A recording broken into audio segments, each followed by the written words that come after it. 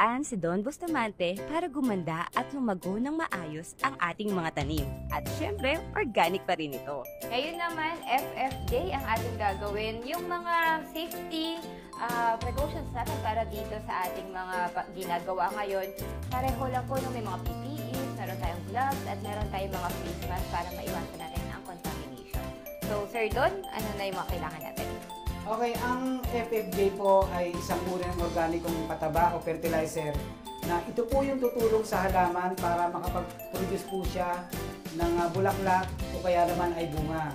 Ibig sabihin, halimbawa meron tayong mga tanim na mga halaman na namumulaklak. Halimbawa po dito yung mga roses, yung mga bugi, yung mga ornamental na namumunga, pwede po natin paggamitan ng FFJ. Ideal po itong gamitin sa mga tanim nating gulay. Halimbawa, ma'am, yung okra, yung talong, yung kamatis, yung sili, sitaw. Napakaganda pong gamitin ang FFJ.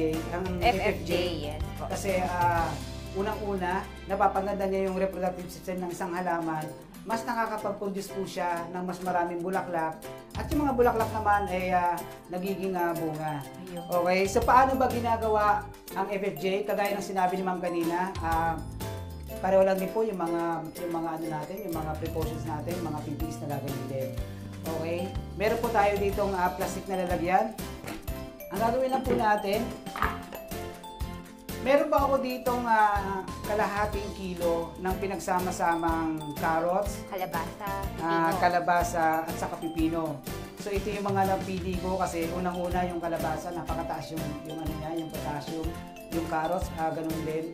At yung pipino, isang uri ng cucurbits na maganda rin po na isang substrate sa paggawa ng FFJ. So meron pa akong kalahating kilo ng bunga. Ang FFJ po ay 1:1. Hindi kagaya kanina ma'am, yung FPJ 1:1/2. Okay, kung gaano karami yung dahon mo, kalahati nun, yun po yung molasses o brown sugar. Pero pagdating po sa FFJ, ang ratio po nito ay 1:1. Kung gaano karami yung bunga na napili mo, ganun din po ang natubas yung molasses. Ito sir, mga kitchen waste na rin to kung totoo sir. Ito yung mga pinagtabasan ng mga gulay natin. Opo, yung mga hindi nyo nagamit o kaya naman yung mga pinagbalatan ng pipino, pinagbalatan ng carrots. Kahit po saging ma'am, pwede nyo pong gamitin yon. So, kasi nga sa organic, halos walang tapon. Lahat nagagamit natin sa paggawa ng fertilizer, pesticide, etc. Okay, ihahalo lang po natin dito. Bilis na lang tayo. Procedure na lang. Opo. Pare-pareho lang naman halos ma'am. Ang pagkakaiba lang minsan yung ratio, yung dami ng molasses, at saka yung dami ng substrate. Okay? Kagaya po lang ng sinabi natin kanina kung gaano yung timbang ng mga bunga, ganun din po yung molasses. So, ihahalo natin dito yung 500 ml ng molasses. Ako naman yung maghahalo dito. Sige po ma'am. Iba naman. Ayan. Hahaluin po ni ma'am. At sisiguraduhin ni ma'am na lahat ng parte ng bunga malagyan ng molasses. Ay, malapot pala talaga siya. Yes ma'am, malapot po. Alam niyo ma'am, ang molasses, kapag puro siya, kapag wala siyang halo, pure molasses siya, ito po ay nasisira o napapanis after 3,000 years. 3,000 years? Yes ma'am. Ako, buhay pa ba tayo? So, kung sakali man na nakabili kayo ng may halo na, maaaring after 8 months, medyo ano na siya. Masira na. Medyo maasin na yung amoy at hindi siya magtatagal. So, lagi yung tandaan, pagka bibili kayo ng molasses, tingnan nyo lagi yung ano niya, yung quality niya. Maganda ba yung pagkakahalo? Okay po. Yan. Dito sir, pwede na tayong gumamit ng pansara o kailangan pa rin natin katulad kanina Manila paper?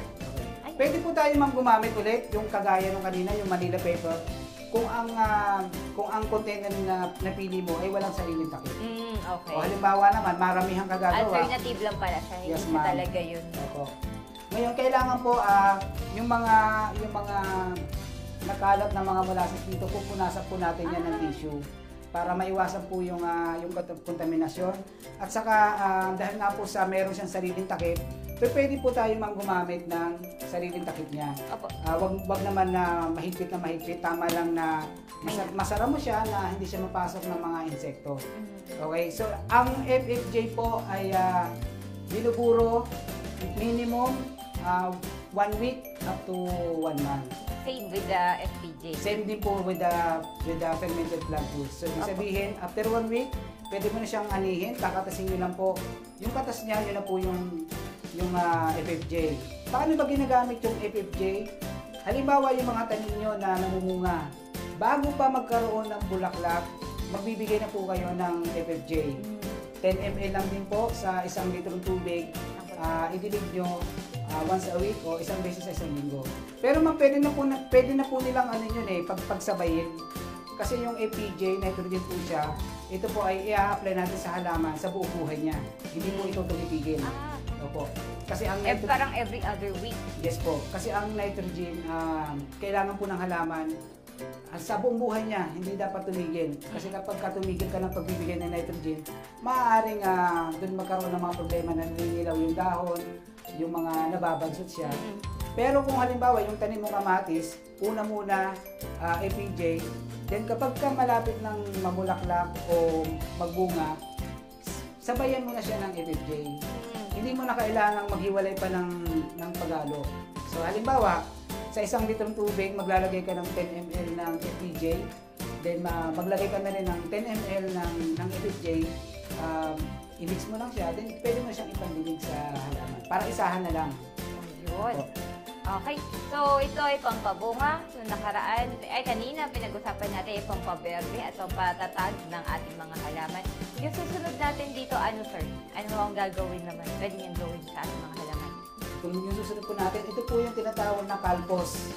Okay, ito po yung kadalasang problema ng mga nagtatanim ng sili, ng kamatis, ng talong, ng iba't ibang klase ng mga fruit-bearing plants, yung mga namumunga. Kasi madalas nilang itanong, Kuya Don, bakit yung tanim kong sili, namumulaklak lang siya, then nagbabrown na siya, nahuhulog, pero hindi naman siya nagtutuloy sa pagbunga.